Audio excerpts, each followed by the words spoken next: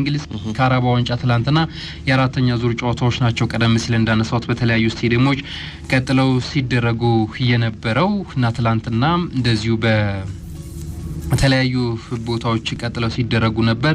ግን ቀደም ሲል ሳነሳ የኢትዮጵያ ፕሪሚየር ሊግን የተወሰነ ማስተካከያ ለማድረግ ድሬዳዋ ከተማ ከመቀለ ሰባ እንደርታ የሚያደርጉ ጨዋታ ሐዋሳ ዩኒቨርሲቲ ሜዳ ነው የሚደረገው።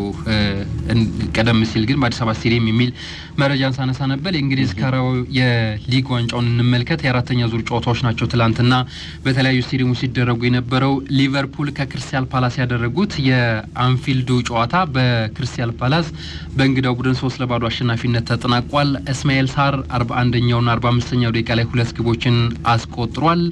የኤርሚ ፔኖ 88ኛው ደቂቃ ላይ ተጨማሪውን የክሪስታል ፓላስ የማሸነፊያ ግብ ያስቆጠረ ተጫዋች ነው። በሁሉም ጨዋታዎች ሊቨርፑል ካለፉት 7 ጨዋታዎች ትላንትና 6ኛ ሽንፈቱ ሆኖ ተመዝግቧል። አንድ ጨዋታ ብቻ ነው ያሸነፈው። ምናልባት እንግዲህ በጥቅምት ወር በሊጉም በሌሎች ውድድሮችም ካሰላ ነው አንድ ጨዋታ ብቻ ነው ያሸነፈው ማለት ነው። ይሄ ደግሞ ምናልባት ለሊቨርፑል የዘንድሮ ዓመት አስከፊ አጀማመር ላይ እንደሚገኝ ማሳያ ይመስለኛል። በ6ኛ ሳምንት የሊጉ ጨዋታ ክሪስታል ፓላስ በሜዳው ሰለረስ ፓርክ ሊቨርፑልን 2-1 አሸንፎ እንደነበር ይታወሳል። ከአንድ ወር ገደማ በኋላ ደግሞ ትላንትና በእንግሊዝ ካራባኦ ዋንጫ ተገናኝተው አሸንፎታል በድጋሚ እና ትላንትና የኦሊቨር ግራስነር ቡድን በሁሉም መመዘኛዎች ብልጫ ነበረው። በእርግጥ ሊቨርፑል በትላንትናው ጨዋታ ላይ በአሰላለፍ በኩል በርካታ ተጫዋቾችን ቀይሮ የገባበት ነበር። ትላንትና የነበረው ጨዋታን በተወሰነ መልኩ በተለይ አሰላለፍ ላይ አንድም በዚህ ጨዋታ ላይ በቋሚነት ከምንመለከታቸው ቀደም ብሎ አርኔ ስሎት ይጠቀሟቸው ከነበሩ ተጫዋቾች መካከል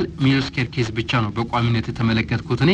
ከዛ ውጭ ምናልባት ጎሜዝ ያው በአንዳንድ ጨዋታዎች ላይ ከጉዳት መልስ በቋሚ አሰላለፍ ለሊቨርፑል እንደሚጀምር ይታወቃል። ግን ኮናቴና ቫንዳይክ ናቸው በብዛት የሚጣመሩትና በዚህ በሊቨርፑል የተከላካይ መስመር ላይ ትላንትና በዚህ መስመር ላይ የነበሩ ተጫዋቾች እነዚህ ትልልቆቹ የሚባሉት ወይ ደግሞ የሊቨርፑል ቁልፍ ተጫዋች የሚባሉት አልነበሩም። እንደውም አሰላለፉን ለተመለከተ ሰው ሊቨርፑል ጨዋታው ቀላል ላይ ሆነለት እንደሚችል ይገምታል ብዬ አስባለሁ። ከጨዋታው አስቀድሞ እንደውም በቋሚነት ብቻ ሳይሆን ተቀያሪ ወንበር ላይ ራሱ ቁልፍ የሚንላቸው ተጫዋቾች አልነበሩም እና አርኔ ስሎት ትላንትና ጨዋታውን ያልፈልጉት ጭምር እስኪመስሉ ነው በአሰላለፍ ያሳዩት።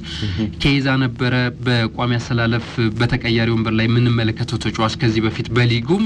ከዛ ውጭ ምናልባት ቀደም ሲል እንዳነሳሁት ጎሜዝ፣ ኤንዶ፣ ኬርኬዝ እና ማካሊስተር ያው በብዛት ግራ መንበር የሚሰለፍ ከሆነ ማካሊስተር በብዙ ጨዋታዎች ላይ በቋሚነት የማይጀምርበትን አጋጣሚ ተመልክተናል እና ትላንት ግን ሊቨርፑል ብልጫ የተወሰደበት አጋጣሚ በማነው ሁኔታ በጣም ሰፊ እንደነበረ ተመልክቻለሁ።